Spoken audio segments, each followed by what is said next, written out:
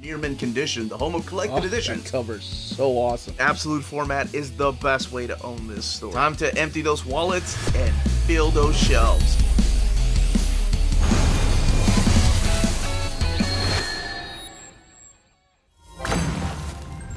A long time ago, on a YouTube channel no, I'm not even gonna do that. This is the Uncanny Omar, all you minties. Welcome to Near Mint Condition, the home of collected editions. And join me today for my advanced look at the Star Wars The New Republic Omnibus Volume 2 from Marvel Comics. So let's go ahead and take a look together.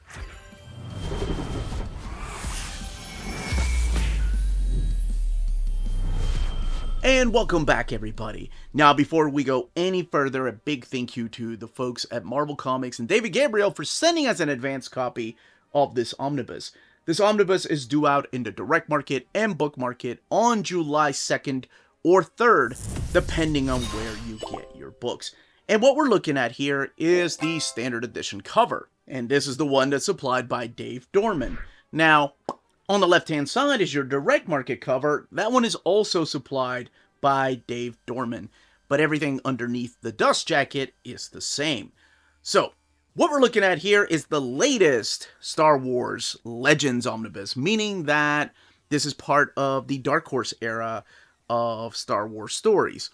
And let's take a look here at the spine. You have Marvel Omnibus, Star Wars The New Republic, Volume 2. There's Boba Fett. And then some Cam Kennedy artwork there. The Dark Forces Rise, Marvel, Lucasfilm, Disney, and then the ISBN. This book retails for $150, by the way. Now, this has been collected before in a series of epic collections from Marvel Comics. It's been collected in a series of hardcovers from Dark Horse themselves, also trade paperbacks and omnibus, this Dimension Omnis, in paperback format from Dark Horse Comics. And we are getting some of this, particularly the Thrawn trilogy, collected again in a big, thick format with a bunch of extra goodies. Now, this book is due out on July 16th. The stuff in here is not identical to the stuff that you're going to find in the Epic Collection, by the way. This actually has different things in there. But we'll talk about that at another time. Let's focus back on this omnibus. Love that cover. Man, that is just movie quality type of, like, movie poster art. Let's look at the flaps. The tyranny is over. ... for now. And then the creators, Mike Barron, Ian Edgington, Rich Hedden, and Andy Mangels, John Ostrander, Tom Veitch, John Wagner, just Timothy Zahn, who wrote the novels, of course, just to name a few. And over here, just giving you a little bit as to what is found in here. These, of course, being some of the key players, most of the key players of this particular era. And this amazing image right here with the new nemesis there, Thrawn. So the stories in here take place after Episode 6, so after the Return of the Jedi movie. Some years have passed, and they'll let you know exactly when this takes place. So we're going to open this up and talk about the stories found in here, also check out the artwork, and then, of course, look at the build and all of that of this particular omnibus. Okay, let's go ahead and crack this omnibus open. We have their end sheets there, the title page, The New Republic, Volume 2, and, of course, the credits over here. Ian Edgington, John Wagner, Killian Plunkett, Rich Hedden, Timothy Zahn, Mike Barron, Tom Veitch, Andy Mangels, John Ostrander, Pete Janes, so many others, Carlos Maglia, Killian Plunkett, Rick Leonardi, who does one of my favorite stories in here, Olivier Batin, Cam Kennedy. Oh, I love Cam Kennedy's artwork. Terry Dodson's art in here, so solid too. That's just a few of the pencilers, the inkers, Carlos Maglia and Fred Blanchard, Kevin Nolan, Eric Shanower, and Cam Kennedy, Igor Cordy, who actually did some pencils too, and then some colorists, Michelle Madsen and Dave McKeag, Dan Brown, Jim Bake, and some of the letters here, Steve Hain and Vicki Williams and Todd Klein. And what is collected in this omnibus with this image of Boba Fett?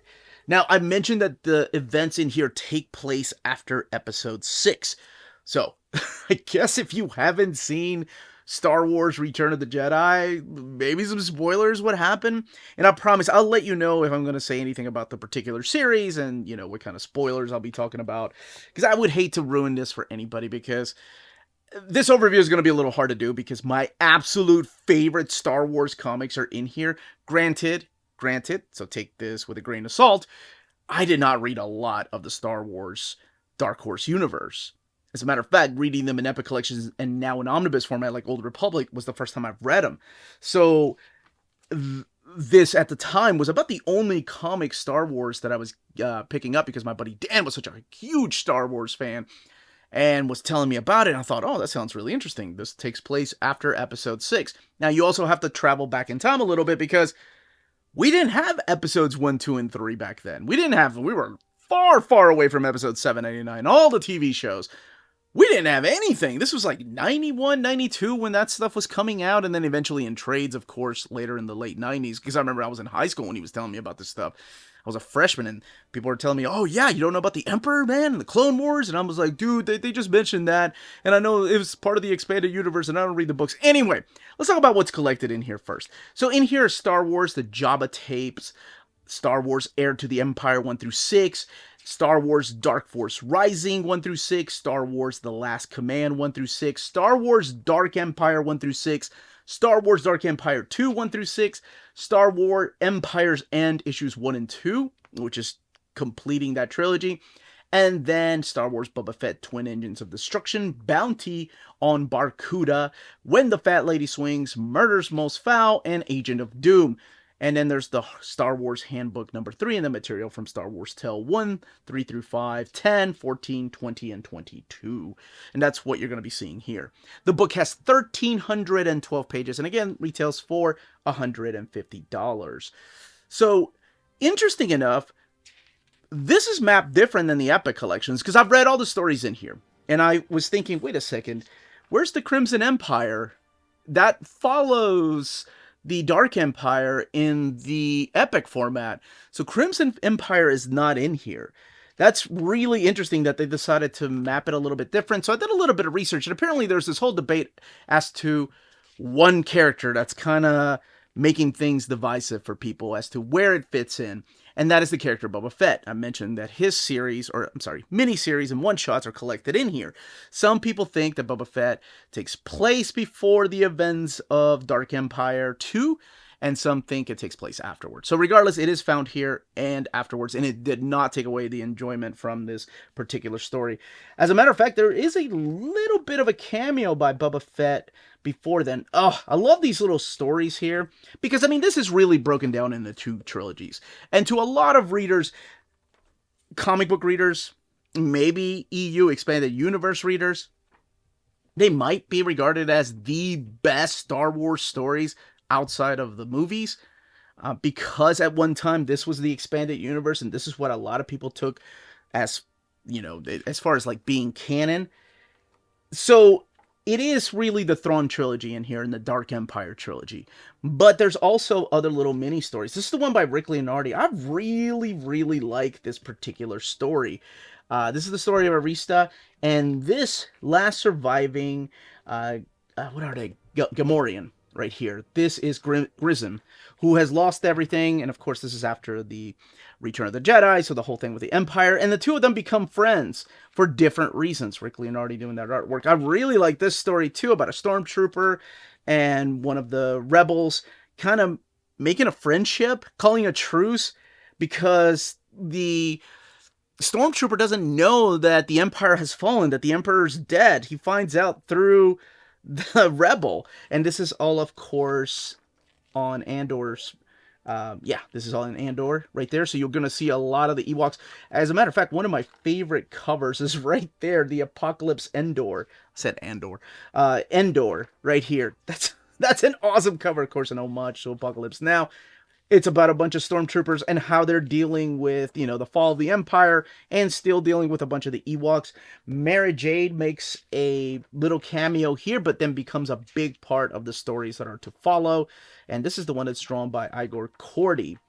Now, this will eventually lead into Heir to the Empire. This is part one of the Thrawn trilogy, I guess is what some people call it. Some people call it the Heir to the Empire trilogy. All right, so just minor spoilers as to the pitch of this, because it is a trilogy, because you have Heir to the Empire, and then you have The Dark Force Rising. This is written by Mike Barron, but I have to point out that Olivier Batine's art with Fred Blanchard and Gabriel Raverat are just an amazing team. I really like the artwork in this.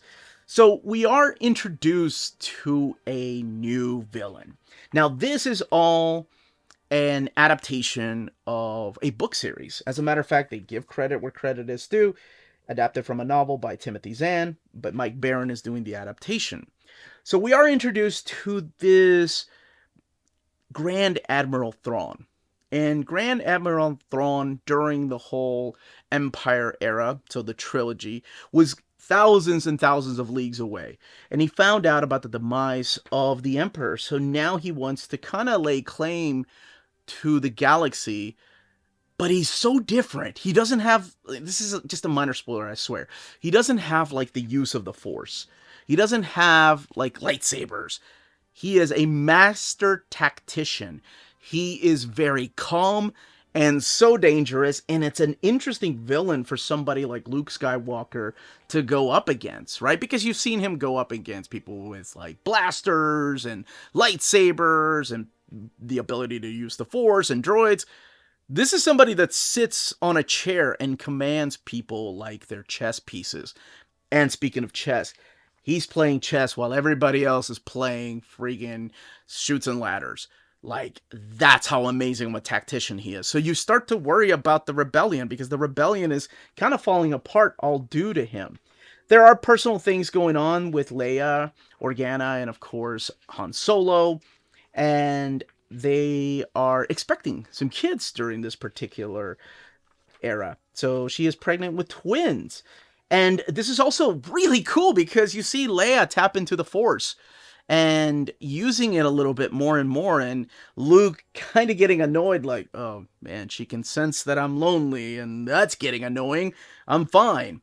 So we're also going to see the involvement of Mara Jade, and she's with the smuggler Talon, and Talon is helping out the Thrawn. What is his name? The general under Thrawn. I almost say Peloton, but I think it's like Paleon. That's it. He's captain of that Star Destroyer, the Chimera. So that's what the first story arc sets up, the first 6 issues. And then we get the follow-up to that. By the way, Mara and Luke get really close. Like, their relationship starts becoming a lot different than when it starts off. You know, because she was heir to the Emperor at one time, or she thought that she was heir to the Emperor, and then she later found out, oh, there are more people that the Emperor liked besides me. That's a shame. Terry Dodson does this particular series right here, and this is the Dark Force Rising. And the Dark Force Rising is setting up like some new events that are taking place. Like I mentioned that Thrawn was a tactician, and that's what he was doing. So one of the things that happens in the first story arc is that Admiral Akbar is arrested because he's accused of treason. So that kind of sets his fleet aside, the whole, what are they, the Calamari fleet. They're set aside so he can make some moves. Thrawn can start making some moves. And that's what this particular miniseries is about, The Dark Force Rising. Again, written by Mike Barron. Terry Dodson supplying the artwork. And I really dig this art by Terry Dodson. And then that leads into The Last Command, which is the third part of the trilogy. With some gorgeous covers, by the way. Talon's still playing a big part in all of this. But by now, we do have a different penciler. And this is Edvin Bjorkovic. Really like his art. I like those covers. Now, this is the last part of this trilogy. And I don't want to say where this is going to lead. But there is, like, these Nagoris, or Nagaris, I think is how you pronounce them, that play a big part in what Thrawn's master plan is. And of course, Luke, Leia, and Mara Jade, along with other friends, are going to put a stop to that. So that is what that trilogy is. Now, we get to Dark Empire. That trilogy, by the way, takes place about I think 4 or 5 years after the ending of Return of the Jedi, whereas Dark Empire takes place 6 years after the Return of the Jedi. Now, this is new to comic books. Like, there is no adaptation. This is written by Tom Veitch, and Cam Kennedy's illustrations through here blew me away when I was in high school. I was like, whoa, this is like heavy metal stuff. And I don't mean like heavy metal Bill and Ted. Like, why did I go with Bill and Ted heavy metal? I meant like heavy metal magazine type of artwork, like that European art style of comics or magazines I wasn't supposed to be looking at when I was 11 years old, but I still did. And that's what this reminds me of. And when I I did an overview of the New Republic Epic Collection Volume, I think it was 5 or 6, might have been 6. People were commenting. I saw some people that were like, "Oh, that artwork, not for everybody." And I forget, it's all subjective, right? Some people can be completely turned off by this artwork, but me, I absolutely love it. So what is Dark Empire about? So Dark Empire, it starts off really cool. It starts off like a movie. I really dig. It starts off really cool. Both this and freaking Heir to the Empire start off with, of course, the scroll, right? And the scroll is telling you some years have passed. This is what's going on. You are jumping into right in the middle of an adventure where you have Leia and Han Solo, who's her husband now, and Wookiee, Chewbacca, and the protocol droid C-3PO. They are trying to rescue their friends Luke Skywalker and Lando Calrissian, who have crash landed because they explained that during this time, Luke Skywalker, R2-D2, and Lando were spending some days on this Imperial ship, one of the Star Destroyers, and they were going around just liberating and destroying other warships that were due to Thrawn. That were still out there, because what they don't want is the return, of course, of the Empire while the rebellion is still active. So they go and rescue them off of this ship, or off of this planet. Now, on this planet is where some things start happening, where Leia has dreams that Luke is tapping into the dark side. And maybe it's Cam Kennedy's art that really does it for me, but it feels like this is completely the almost like Dark Knight Returns of Star Wars. Again, this is years before episodes 7, 8, and 9. So to a lot of people, this is the way the future of Luke Skywalker was supposed to be. So does he tap into the dark elements? Does he turn against his friends? What exactly is going on? Well, just a little bit of a minor spoiler as to what he's fighting against. There is this oncoming threat of Emperor Palpatine returning. Whenever you have a world that has clones, there's always a fear of clonage, right? Well, that's what's going on through here. It is Emperor Palpatine getting to come back in way of a clone, and many clones at that. So Luke has figured that out, and he wants to put a stop to it. And meanwhile, his sister and his friends are like, "Dude, you are really freaking out." I love this story because you never know where it's going to go. We also have the return of other characters like Salazar and Shug Nix, Mako Spence, all those characters that come back through here. Boba Fett makes a little cameo through here, and he explains how he survived the events of Return of the Jedi. And that leads into the next story arc, the Dark Empire 2. And Dark Empire 2 has this Operation Shadow Hand, as they're called, where Emperor Palpatine thought ahead of time and created these Dark Jedi. So there's like 7 Dark Jedi that are trying to help this clone of Emperor Palpatine come back and take over the entire galaxy, because they do believe that he is the chosen one. Now, Luke is trying to pretty much revitalize the entire Jedi Order, knowing that he's one of them, right? But what about the twins, Leia and Han's kids? Could they also be Jedi Knights one day? And where is he going to get the rest of the Jedi Knights? So that leads into the last part of the trilogy, Empire's End.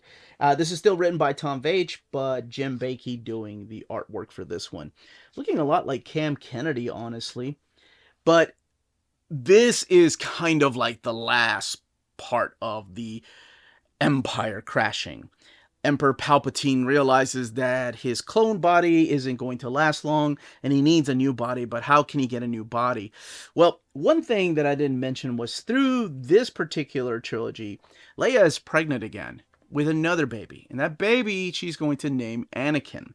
So Emperor Palpatine finds a perfect body to put his soul and everything in, and that is Anakin. And that's where I'm just going to stop talking about it and move on to the other stories collected in here, which are the Boba Fett stories. You have a Boba Fett story right here. This is the Twin Engines of Destruction. That is Boba Fett versus Boba Fett. So if Boba Fett is truly back, who is this other person claiming to be Boba Fett? And then you have the trilogy, I like to call it the trilogy. It is the return of Cam Kennedy. By the way, I love his artwork. Let's go back to there we go. Bounty on Barracuda. So I've talked about this one, I think, with Epic Collection number 7, but just really quick. And I think this is definitely a trilogy, right? Again, written by John Wagner and drawn by Cam Kennedy. But this is basically the story of Gorga the Hutt trying to woo over Anakro. And the way to do that is to hire Boba Fett to nab Barracuda, like to kidnap Barracuda, who's been oppressing Anakro's father. And then Gorga hires Boba Fett to return the kidnap Anakro to him. And then the last part, and Boba Fett still does these things. There's a magician involved in everything. Gorga attempts to get rid of Anakro's father, because it's interrupting the romance between Gorga and Anakro. So that's pretty much what this trilogy is. A lot of weird things happen through here, but honestly, I kind of dig it. And then we have some more of the Star Wars tales featuring Boba Fett and Han, and is that I think this is Adam Warren, if I'm not mistaken. No, this is Christina Chan. Jason Hall's the writer, and it is a story of Chewbacca and Han Solo, but it's told through the perspective of Chewie. And then you have this little story that isn't really in canon, but I'm so glad they have collected everything. And then the extras. So you have like trade paperbacks, you have the handbook right here, explaining who all these characters are, who play a big part. Oh, I didn't even talk about Vima Daboda. Well, she plays a big part in one of those. There's Alizen and Shook Nix, which I did mention. Talk about the different worlds and the spaceships. I don't know, did they mention the katanas? And then original artwork and character designs through here. So it's pretty much like the things that you have found in the back of the epics, but just compiled into one omnibus. The layouts and the different covers here. And this is the Heir to the Empire trade paperback, which is also used for the art on board. The introductions, they're all found through here. When Dark Horse was doing their collections, they would have introductions, and they would have afterwards too, and those are all collected in here. And this is really cool. This is covers from other countries of these particular stories, these collections. And more original art. That was Terry Dodson. Dark Empire number 1, 4, 5, 6. Oh my gosh, they have all that in here. Dark Empire character designs, and then you have the trade paperback, the first edition. Introduction by Kevin J. Anderson. I love that piece right there. It's so awesome, by Cam Kennedy. And you've seen some of these before. This is Hero Illustrated, which is kind of like Wizard Magazine during that time. This is a 12-page preview of Star Wars Dark Empire 2 that contain preliminary dialogue and lettering, pages 5 and 12. The 2 pages that differ the most from the finished issue are presented here. So that's cool. All of those goodies are collected in this big book. And it is a big omnibus. I want to say this might be the big, well, maybe it's one of the biggest Star Wars omnis, because this has 1,312 pages. And your end sheet. So, being this big of a book, let's look at the binding.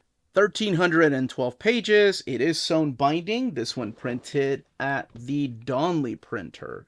So it does lay over really nice. Paper stock, I'll be honest, the paper stock to me seems as thick as the paper stock in that of the iMac printers. So, I mean, there's minor bleed through, but not very much. Yeah, I mean, I'm looking for it, so I do try to find it, and it is there. But it isn't very much. Let me show you how it lays over, though, when there's actual spread pages. So you do get just minor gutter loss, but I do try to be as thorough as possible with these overviews. That, as they say, is that. If you're interested in purchasing this omnibus, don't forget to check out our sponsors. If you're in Europe and you're interested in buying these books, definitely check out Walt's Comic Shop in Berlin, Germany. They have the cheapest pre-order prices, flat shipping rate of €12 for all EU countries, emails answered within 24 hours, waltscomicshop.com, and you can use the code nearmintcon at checkout and get free shipping for all EU countries with your first order over €40. That's Walt's Comic Shop, your reliable source for omnis and premium collected editions in Europe. Ding! cheapgraphicnovels.com, your online home for graphic novels and collected editions up to 50% off cover price. They have excellent shipping and prompt and helpful service. Check out their bargain deals for up to 90% off cover price. And don't forget, the CGN also takes pre-orders. That way you don't miss out on the hottest releases. And they are currently running a special promotion for you Minties. If you're a first-time customer, after receiving your order confirmation email, reply back to that email and let them know Near Mint Condition sent you their way. They will then apply a free shipping promotional credit to your next order in the US. Cheap Graphic Novels, your source for the hottest books with the kind of deep discount, quality shipping, and customer service that will keep you coming back for more. And that was the content, the page count, and build of this omnibus. Let me know in the comments down below if you plan on picking this up, if you already have the Epic collections, if you have these collected in the hardcovers that Dark Horse put out, or the trades that Dark Horse put out, or if you even thought this particular era of Star Wars comics was good to begin with, or great, or nah, not your cup of tea, and what other Star Wars books you would love to see collected in omnibus format. Any questions, leave them down below. Don't forget to smash that like button on the way out. Everyone, stay healthy and safe out there. Much love.